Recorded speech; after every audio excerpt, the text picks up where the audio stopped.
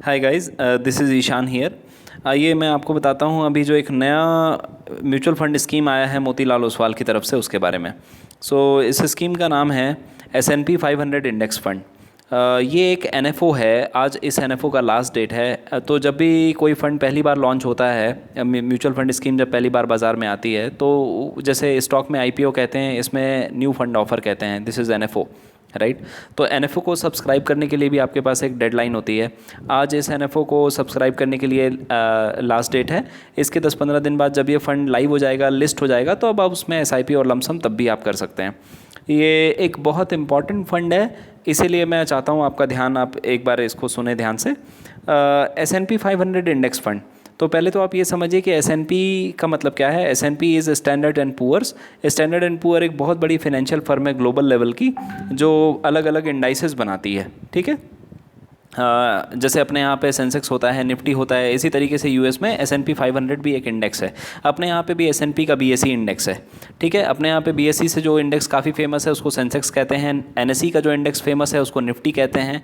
फिर उसमें भी निफ्टी भी बहुत सारे, NSE जो है बहुत सारे इंडाइसेस बनाता है। उसमें से कुछ आपको मालूम होंगे, कुछ नहीं होगा। जैसे निफ्टी का फार्मा इंडेक्स अलग है, निफ्टी का FMCG इंडेक्स अलग है, निफ्टी का कंजम्पशन इंडेक्स अलग है। इसी तरीके से बाकी जो बड़े ग्लोबल लेवल की फाइनेंशियल फर्म्स हैं ये भी कई सारे इंडेक्स बनाती हैं।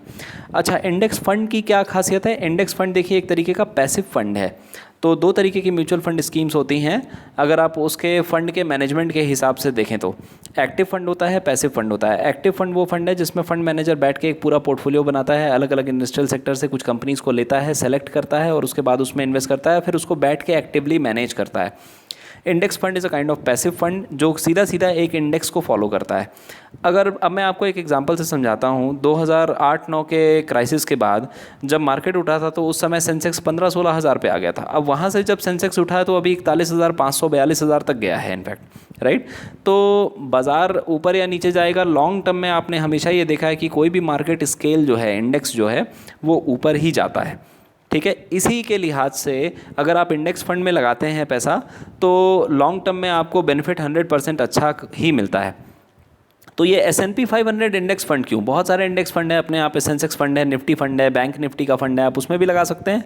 बट ये S&P 500 इंडेक्स फंड इसलिए बहुत अच्छा फंड है क्योंकि अगर अभी तक आपने डोमेस्टिक इक्विटीज़ में फंड में इन्वेस्ट किया हुआ है पैसा, तो ये फंड आपको एक चांस देता है कि आप पूरे दुनिया की जो टॉप 500 ग्लोबल कंपनीज़ हैं आप उनमें इन्वेस्ट करिए। आप खुद देख सकते हैं, आप अगर इस PPT को थोड़ा बहुत आगे देखेंगे, जो भी काम की चीज़ है उसको मैं बता दे रहा हूँ। तो इसमें क्या है कि आप देखिए Google, Amazon, Facebook, Kellogg's, Adobe, PNG, Netflix, Microsoft, you name the company, each and every big brand, world's best brands are here.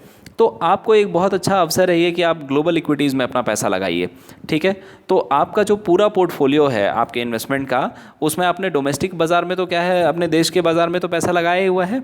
अब आपके पास एक बहुत अच्छा एक्सपोजर क्या है कि आप विदेशी फॉरेन इक्विटीज़ में भी आप एक तरीके से पैसा लगा रहे हैं इस इंडेक्स के माध्यम से। तो डाइवर्सिफिकेशन अक्रॉस जियोग्राफी हो जाएगा, ठीक है।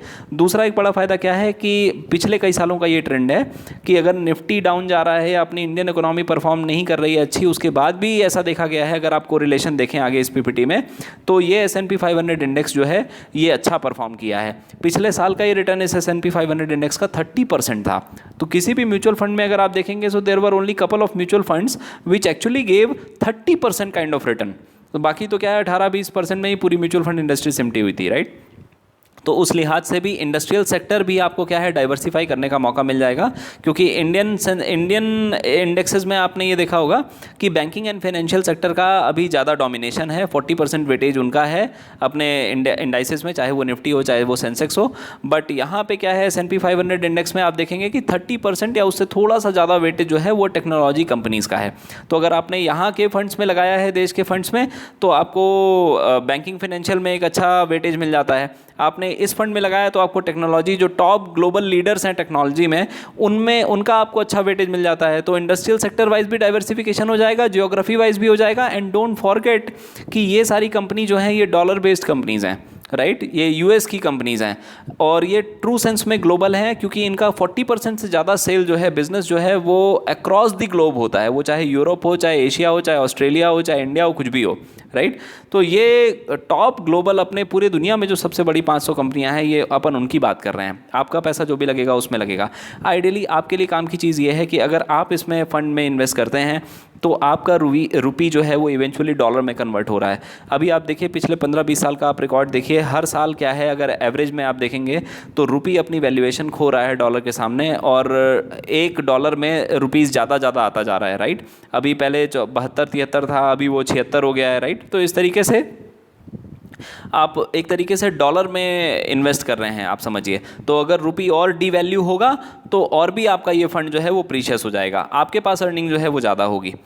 तो ये भी एक पर्सपेक्टिव है। तो हमने ये देखा ग्लोबल लेवल पे geography wise diversification, industrial sector wise diversification, and then the advantage of dollar and the rupee one, ठीक है। तो ये चीज़ हो गई। अब इसके बाद एक और बात मैं आपसे कहना चाह रहा हूँ कि आपका जो पोर्टफोलियो है उसमें कितना डाइवर्सिफिकेशन होना चाहिए। तो ग्लोबल इक्विटीज़ के हिसाब से आप 10 से 15% का डाइवर्सिफिकेशन रख सकते हैं, ठीक है। ऐसा ही सारे मार्केट एक्सपर्ट्स का मानना है। तो अगर आपका बजट क्या है, 10,000 का है SIP का महीने भर का, तो आप 1,000 की SIP इसमें भी कर सकते हैं। ज़्यादा जानकारी के लिए अगर इसके बाद भी आपके पास कोई डाउट हो, आपके मन में कोई डाउट हो, तो प्लीज़ आप मुझे कॉल कर सकते हैं 9754836499। Your financial consultant Ishan Tiwari. Thank you very much for listening me out. Keep in touch.